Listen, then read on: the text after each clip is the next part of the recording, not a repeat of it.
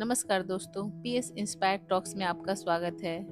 अगर कोई व्यक्ति आपको भला बुरा कहे, आपको अपशब्द कहे, तो आपको क्या करना चाहिए? ऐसे व्यक्ति के साथ कैसा बर्ताव करें जो आपके बारे में अच्छा नहीं सोचता?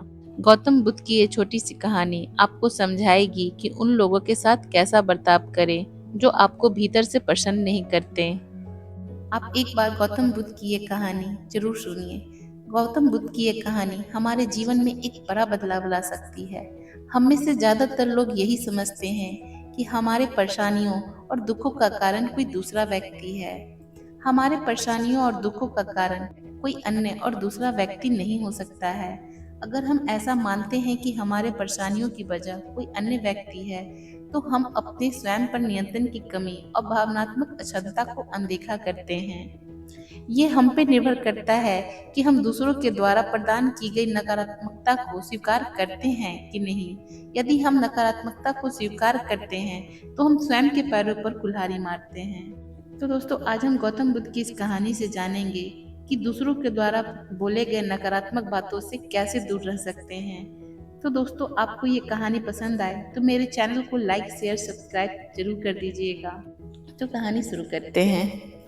एक बार बुद्ध किसी गांव से गुजर रहे थे। उस गांव के लोग उन्हें पसंद नहीं करते थे।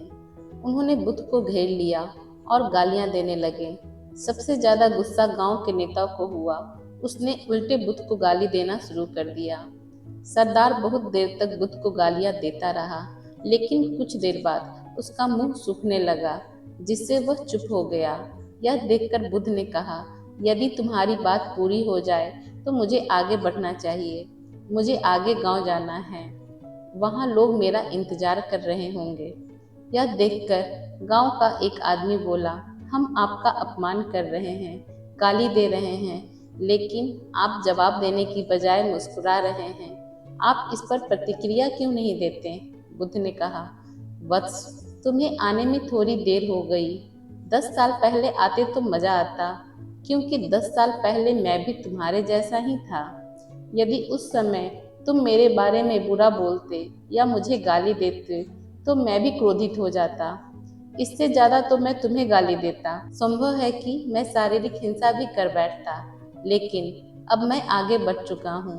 मैंने अपना सारा गुस्सा और नफरत पीछे छोड़ दी है। अब मैं उस जगह पहुँच गया हूँ जहाँ तक आपकी गालियाँ नहीं पहुँच पाती हैं। तुमने मुझे गाली दी यह तुम्हारी भावना है, लेकिन आपकी भावनाएं मुझ तक नहीं पहुंच रही हैं। मुझ पर इसका आरोप तभी लगाया जाएगा जब मैं इसमें भाग लूंगा।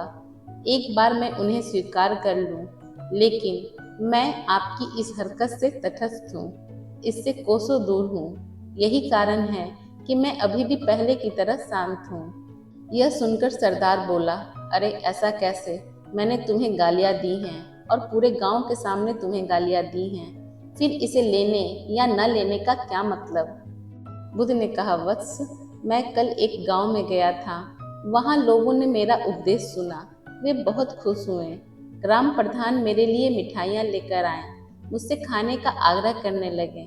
मैंने कहा, मेरा पेट भर गया है, इसलिए मैं इसे स्वीकार नहीं कर सकता। यह सुनकर वह व्यक्ति मिठाई वापस लेकर चला गया, क्योंकि जब तक मैं कुछ न लूं, कोई मुझे कैसे दे सकता है? इसमें मेरी सहमति तो आवश्यक है ना? बुद्ध ने फिर पूछा, जब मैंने मिठाई लेने से इनकार कर दिया तो उन्होंने उसका क्या किया होगा? हो सकता है उसने अपने परिवार के बीच मिठाइयाँ बांटी हों, एक व्यक्ति ने उत्तर दिया। बुद्ध ने कहा, तुमने ठीक कहा। ठीक उसी तरह, मिठाई की तरह, तुम मेरे लिए गालियाँ लेकर आए हो और चाहते हो कि मैं उन्हें स्वीकार कर लूं, लेकिन भाई, मैं उन्हें नहीं लेता। अब बताओ, तुम उनका क्या करोगे? इसका उस शख्स के पास कोई जवाब नहीं था। बुद्ध ने फिर कहा, मुझे तुम पर दया आती है वत्स। अरे मुझे तो गुस्सा तभी आएगा जब मुझे ये गालियां मिलेंगी, और जब मैं गालियां नहीं खाता तो क्रोध का प्रश्न ही नहीं उठता। सरदार ने बुद्ध की बात पर कोई प्रतिक्रिया नहीं दी। शायद वह कुछ सोच रहा था। बुद्ध ने कहा, मैं अपनी आंखों से देखता हूँ कि गाली एक कांटा है जो देने वाले और लेने वाले दोनों को क्रोध से पागल कर देती है। तो फिर तुम ही बताओ, मैं आंखों से भी कांटों पर कैसे चल सकता हूँ? आंखें रहते हुए मैं गालियां कैसे खा सकता हूँ और होश में रहते हुए मैं क्रोध कैसे कर सकता हूँ। अतः मुझे क्षमा कर दो वत्स, मैं तुम्हारा उपहार स्वीकार करने में असमर्थ हूँ। इतना कहकर बुद्ध ने हाथ जोड़ दिए। बुद्ध की बात सुनकर सरदार लज्जित हो गया। उसकी आंखें भर आईं। वह कुछ कहना चाहता था, लेकिन उसके ओठों ने जवाब दे दिया, और जब उससे और सहन न हुआ तो वह बुद्ध के चरणों में गिर पड़ा।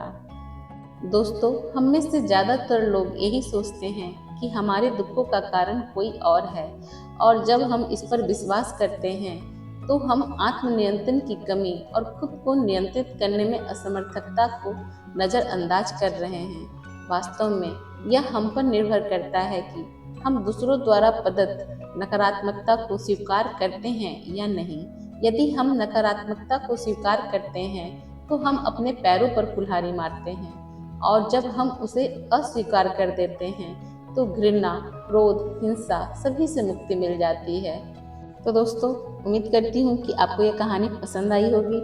तो अगर आपको ये कहानी पसंद आए तो मेरे चैनल को लाइक शेयर सब्सक्राइब करना मत भूलिएगा, और साथ में कमेंट करके ज़रूर बताइएगा कि आपको ये कहानी कैसी लगी। तब तक के लिए राधे राधे।